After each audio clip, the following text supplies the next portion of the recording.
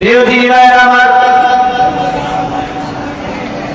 আবুল বাশার সাইয়্যিদিনা আদম আলাইহিস সালাম থেকে শুরু করে কিয়ামতের আগ পর্যন্ত যতগুলো মানুষ এই তামাম পৃথিবীর বুকে আসবে, সমস্ত রূহদেরকে আল্লাহ রাব্বুল আলামিন সেই দিন রূহ জগতের মধ্যে সূরা আরাফের 172 নম্বর আয়াতের মধ্যে আল্লাহ রাব্বুল আলামিন বলেছেন,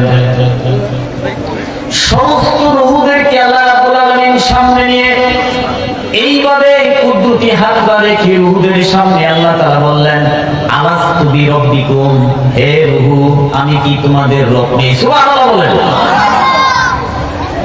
তো রূহরা, আমার রূহ, আপনার রূহ, নবীদের রূহ এখানে ছিল তো ছিল না? বলেন, একটা রূহ কোনো কথা কয় না, সবাই চুপ হয়ে রয়ে। হাদিসের কিতাবের মধ্যে আছে আল্লাহ রাব্বুল আলামিন ৭০,০০০ বছর ওই সমস্ত রূহদেরকে আল্লাহ রাব্বুল আলামিন আগুনে পোড়ালেন। সেকেন্ড টাইমে আল্লাহ রাব্বুল আলামিন কোশ্চেন করলেন, আলাস্তু বিরব্বিকুম, হে আমাদের রূহ আমি কি তোমাদের রব নই? রূহরা কোনো উত্তর দেয় না। সেখানে আমি আপনি ছিলেন কি ছিলেন না? এই যে সভাপতি ছিলেন কি ছিলেন না? ছিলেন। আবার আল্লাহ তাআলা রাগান্বিত হয়ে রূহদেরকে ৭০,০০০ বছর আগুনে পোড়ালেন।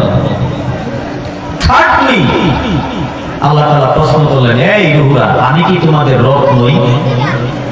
তখন ওই হাজার হাজার thousand thousand million million trillion trillion soul থেকে উত্তর আসলো, ওলা বালা। সুবহানাল্লাহ বলেন।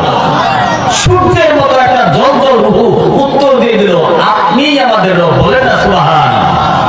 তো অন্য রূহগুলো চিন্তা করে কি ব্যাপার, আমরা যে কোনো উত্তর দিতেছি না, একটা রূহ তো উত্তর দিয়ে দিল।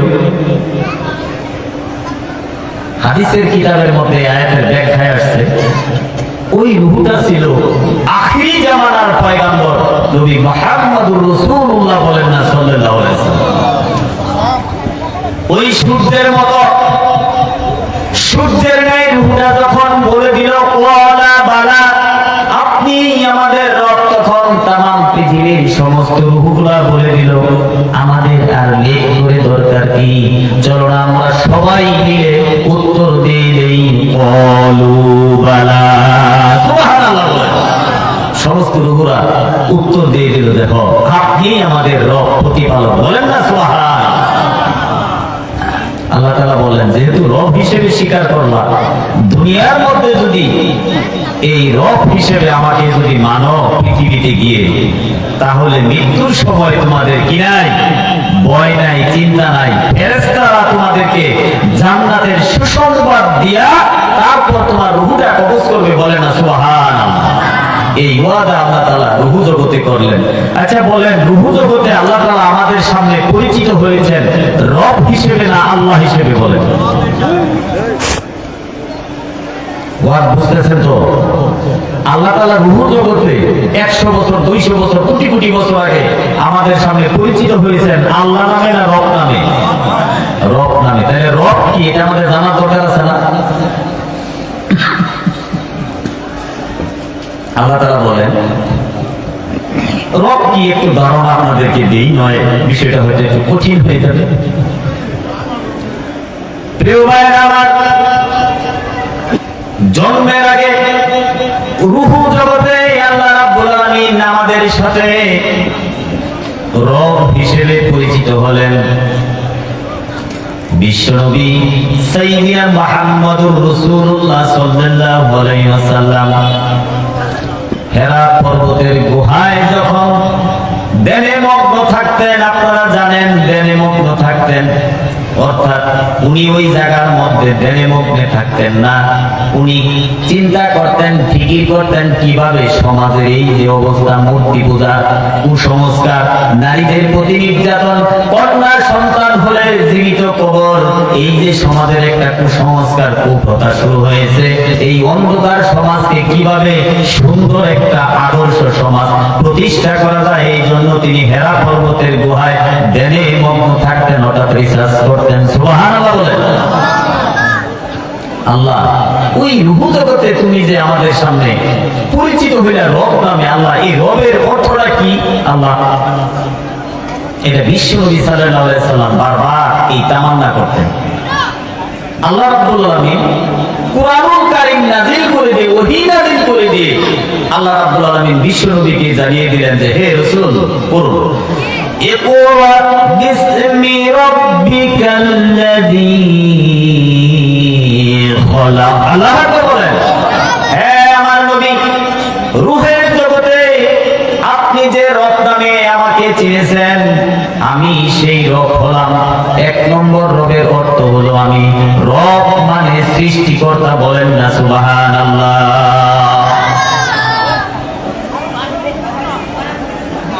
ইকরা বিসমি রহিম, আল্লাহ তাআলা দিতে পারতো হে রাসূল আপনি রহিমের নামে পড়ুন। ইকরা বিসমি রহমান, রহমানের নামে পড়ুন।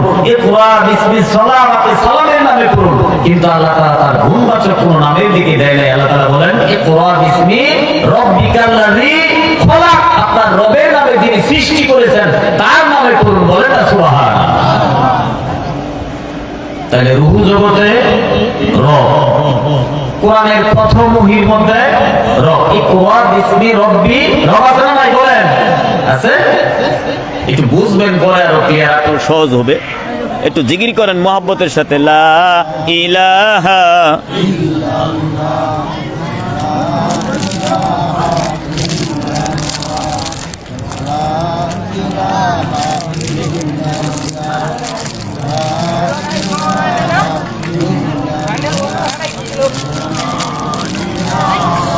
লা ইলাহা, সবাই জিকির করেন।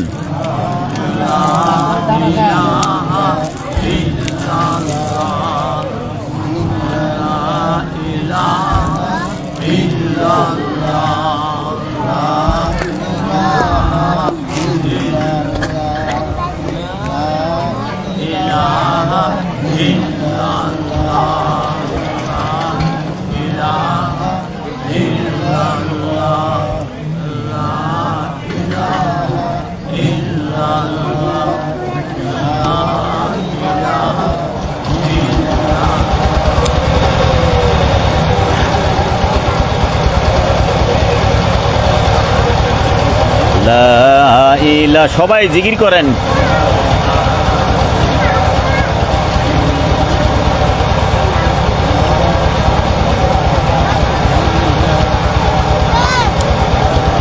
লা ইলাহা ইল্লাল্লাহ, লা ইলাহা, লা ইলাহা, লা ইলাহা ইল্লাল্লাহু মুহাম্মাদুর রাসূলুল্লাহ। চিৎকার করে বলেন সাল্লাল্লাহু আলাইহি সাল্লাম। প্রিয় ভাইরা আমার, আপনি যখন নামাজের মধ্যে দাঁড়াবেন, সর্বপ্রথম যে আমরা সূরাটা পড়ি, যদি জানা থাকে সূরাটার নাম বলেন সূরা ফাতিহা। আপামর মুসলিম জনতার বাইরেও তামাম পৃথিবীর যত বিধর্মীরা আছে তাদের কিন্তু এই সূরাটা মুখস্থ আছে। কথা বলেন ঠিক কিনা? যদি প্রথম সূরাটা পড়েন আলহামদুলিল্লাহি রাব্বিল আলামিন, রব আছে না নাই? রব আছে। প্রিয় দিনী ভাইরা আমার, সূরা ফাতিহার প্রথম আয়াতের মধ্যে রব আছে, রূহ জগতের মধ্যে রব আছে। এরপরে যদি পবিত্র কোরআনুল কারীমের শেষ সূরাটা যদি আপনি পড়েন, সূরার নাম কি? সূরা নাস। কুল আউযু বিরাব্বিন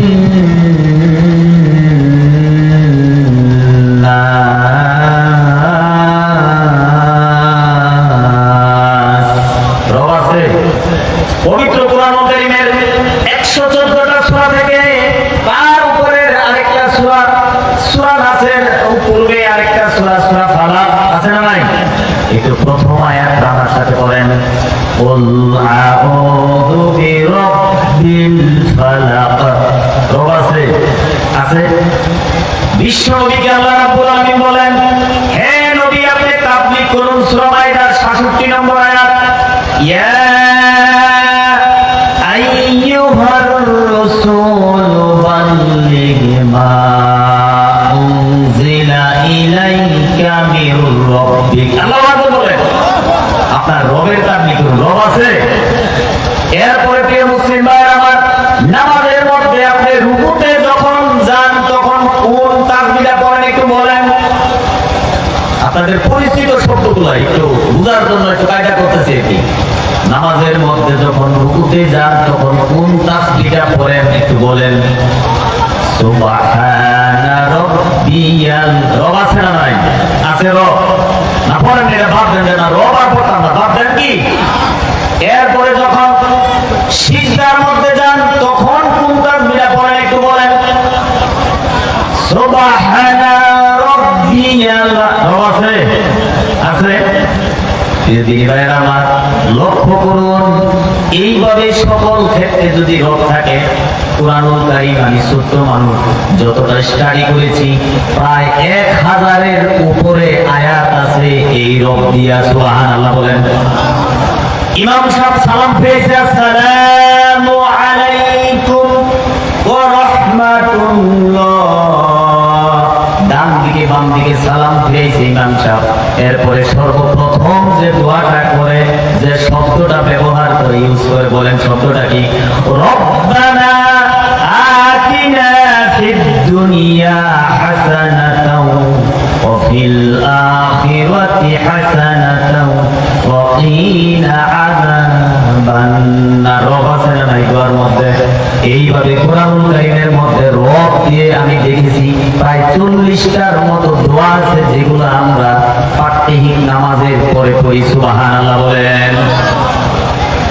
এরপরে প্রিয় ভাই আমার, এই যে নামাজের পরে যখন আমাদের একটা মুসলিম ভাই, একটা মুসলিম দিনী ভাই বা একটা মহিলা যখন মারা যায়, আপনাদের মুখস্থ আছে কবরের মধ্যে সর্বপ্রথম ফার্স্ট যে কোশ্চেনটা করা হয়, যদি আপনাদের জানা থাকে, ইমাম সাহেবরা বলে থাকে, বলেন না কি প্রশ্নটা করবে? 1 নম্বর ফেরেশতা ফার্স্ট কোশ্চেন, সর্বপ্রথম যে কোশ্চেনটা আপনাকে কবরের মধ্যে করবে, বলেন না প্রশ্নটা কি? বলেন না। মা রব্ব, তোমার রবকে? না বলবে যে তোমার আল্লাহকে। ভাই কি বলবে? মা রব্বুকা, মা রব্বুক, তোমার রবকে? হুই ইজ ইউর ক্রিয়েটর, তোমার স্রষ্টাকে? এই প্রশ্নটা কিন্তু কবরে প্রথম প্রশ্ন করবে। না ভুল বলতেছি, বলেন না কেন? হাজি সাহেব ঠিক আছে না? ঠিক আছে। প্রিয় ভাইয়েরা আমার, কি বুঝলেন? রবের জগতে রব, কুরআনুল কারীমের প্রথম ওহীর মধ্যে রব। নামাজের মধ্যে দাঁড়িয়ে ফার্স্ট যে সূরাটা আমরা তেলাওয়াত করি, সূরাতুল ফাতিহা, ফাতিহার প্রথম আয়াতে রব, সূরা নাসের মধ্যে রব, সূরা ফালাকের মধ্যে রব, বিশ্ব নবীর উপরে যে ওহী নাযিল হয়েছে তার উপরে রব, সিজদায় রব, রুকুতে রব, কবরের মাঝে যে প্রশ্ন করবে সেই রব। মজার বিষয় হলো, আপনি যখন জান্নাতে যাবেন, আল্লাহ রাব্বুল আলামিন বলবেন, হে আমার জান্নাতি বান্দারা, তোমরা কি করো? তোমরা আল্লাহর দিকে তাকাইও না, তোমরা অর্থাৎ আল্লাহর দিকে তাকাও। এই কথা বলবেন। আল্লাহ বলবেন, উনজুর ইলা রাব্বিকা। সুবহানাল্লাহ বলেন। তোমরা তোমাদের রবের দিকে তাকিয়ে থাকো। বলেন না সুবহানাল্লাহ। এত জায়গায় আল্লাহ শব্দ নাই, রহমান শব্দ নাই, রহিম শব্দ নাই, কিন্তু রব এত জায়গার মধ্যে আল্লাহ তাআলা